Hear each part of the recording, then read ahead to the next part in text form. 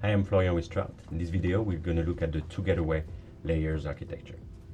The gold standard is defense in depth when it comes to networking and how you enforce different layers of protection. So if we go with an architecture where you have the cloud, you'll find usually a first layer of protections where most of the time the IT is tied in. And then we can have a second layer of protections where we're going to find mostly the OT separated in different VLANs.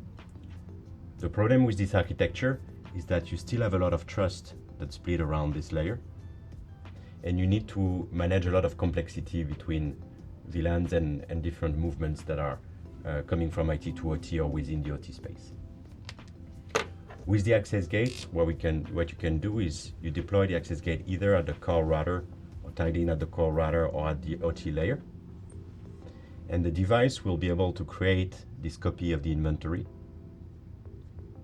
And you can migrate the critical assets behind the proxy in their specific enclaves.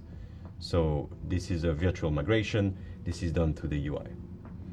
What you have with this architecture is that you have an enforcement point that sits within the appliance that makes sure that you have authentications, encryptions, and logging for compliance purpose that sits within the network and is able to apply all of the protections around your critical assets in an efficient way.